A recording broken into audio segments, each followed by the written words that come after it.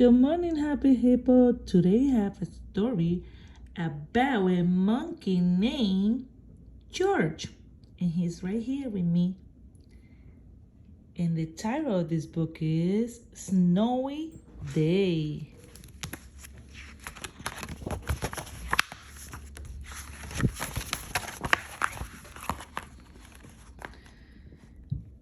George wake up to a wonderful surprise. It has snowed all night.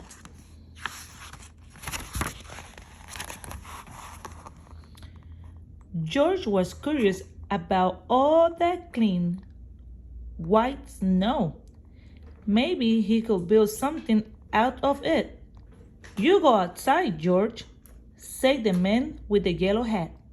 I make us some cocoa for later. This was going to be a perfect day. George went out to play. Oh, he sank right into the fluffy powder.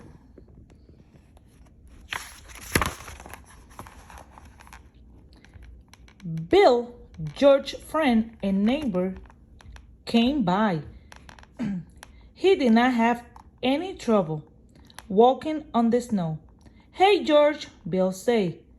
I have an extra pair of cross-country skis you can have. Then Bill showed George how to ski by making zigzags through the snow. George could not wait to try it for himself.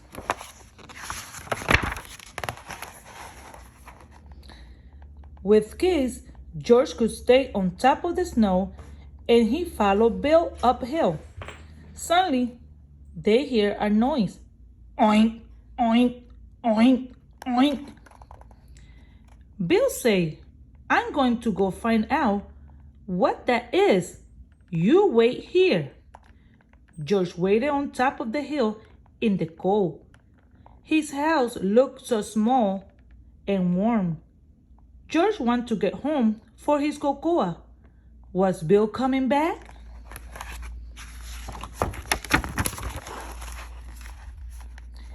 Hey, George, Bill shouted from the bottom of the hill. I couldn't find whatever made that sound, but I have to head home now. Keep the skis and have fun. So George did for a while. When George was tired, he skied down the hill toward home until he hit a rock. His skis flew off and George stumbled the rest of the way down.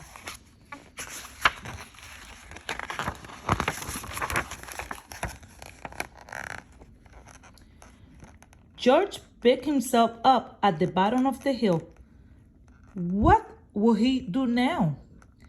He spotted two children pulling a sled.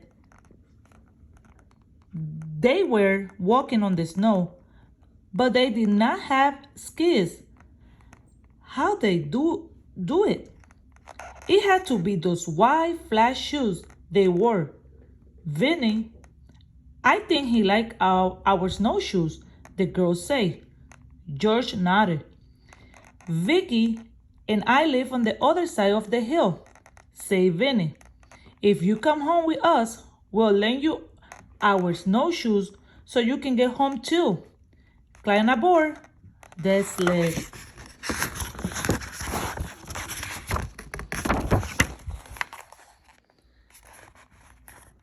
It was fun to sail down another hill, but now George was even farther from his house. Here you go, monkey, Vicky said. Give George her snowshoes and climb on the sled. Bye, monkey. Good luck.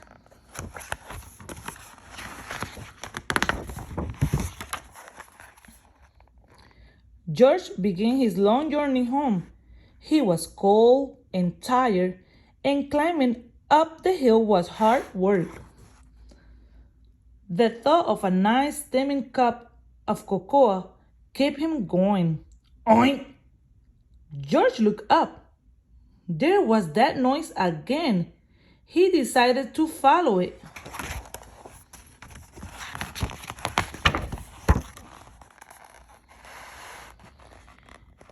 A cold, lost pig. What was he doing out here all by himself? And how could George rescue the poor pig? George remembered how Vicky and Vinny had rescued him. What George needed was a sled. It had to be flat and big enough for the pig to sit on. A fallen sign never looked like a good choice. What a ride!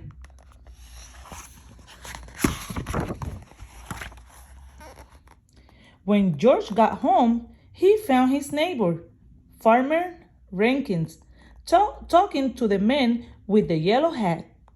"Thanks for bringing my pig home, George," the farmer said.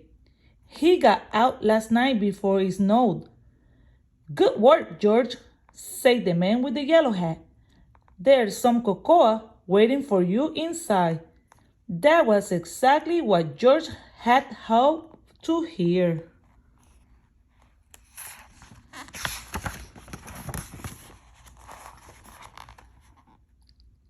Skiing, snowshoeing, sledding, and now cocoa. It had been the perfect snowy day. And that is the end.